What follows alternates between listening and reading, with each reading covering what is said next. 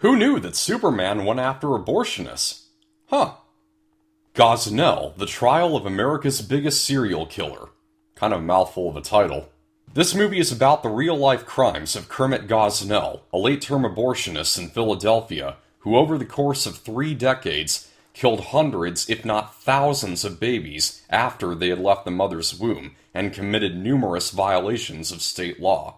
Dean Cain plays Detective James Wood, who learns that a healthy woman named Karnamaya Monger visited Gosnell's clinic for an abortion, and the procedure went awry and killed her 24 hours later, and no police report was ever filed.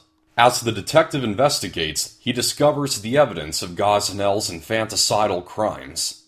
Alexis McGuire, a district attorney played by Sarah Jane Morris, vows to bring Gosnell to justice.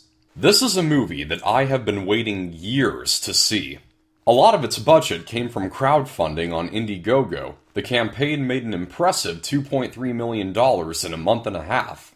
The film wrapped production in 2015, just 2 years after Gosnell was convicted, but no Hollywood film distributor would pick it up, as the subject was deemed too controversial. So, the graphic depiction of a newborn being mutilated, killed, and devoured is just fine, but a true story about a child murderer being brought to justice with few graphic images is taboo. Right. Back in June, the movie finally got a distribution deal with GVN Releasing, but even after that, it had faced opposition, with Facebook censoring ads for the movie, and Planned Parenthood forcing a hotel in Austin, Texas, into canceling their advanced screening.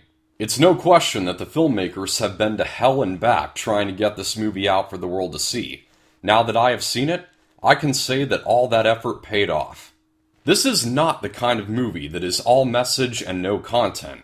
It is a movie. It's half mystery, half courtroom drama, and it benefits from putting story first and message second.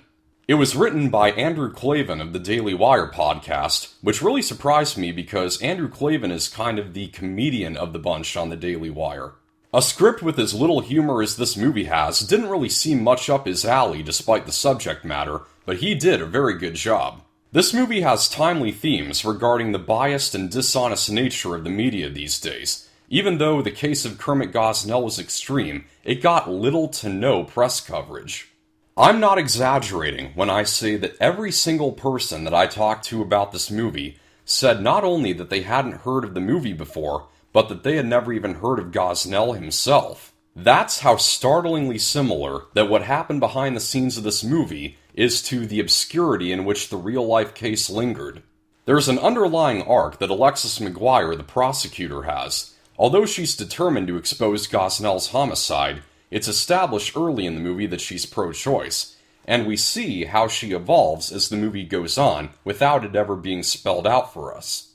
There's also a supporting character who, when you first see her, looks like she could be a loudmouthed pro-abortion feminist. But as the movie proceeds, we find out that she's just an investigative blogger interested in finding out the simple truth, and becomes a big help to the story's heroes.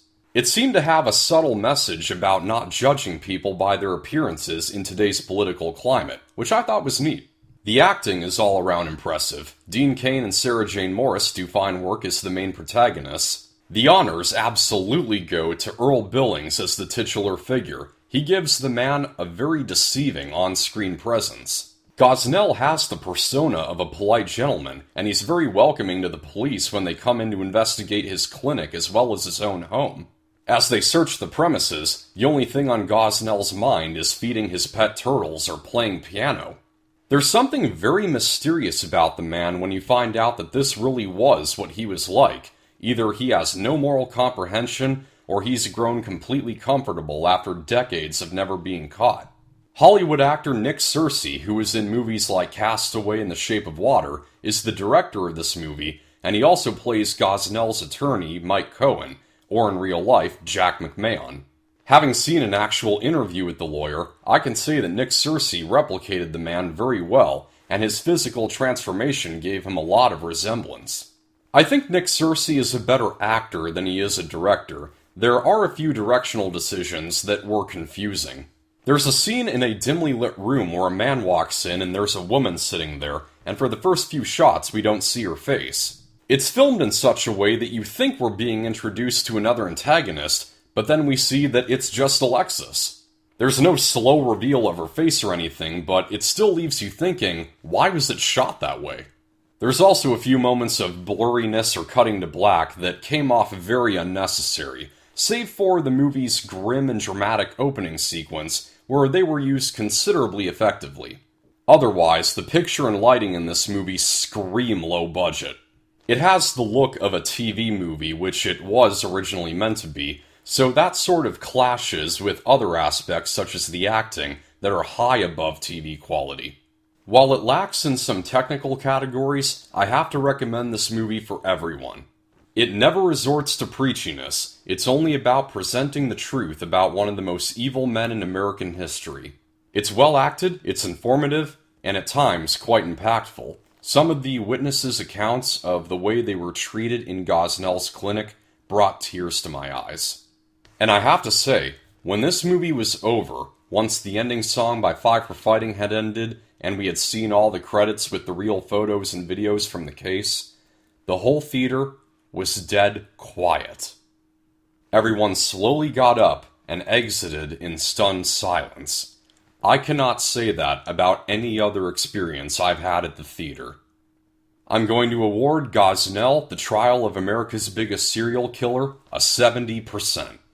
That's a wrap. Thank you for watching. I hope you found this review helpful. Like if you liked, subscribe for more. This is Pop Culture. I'm Alex Pod.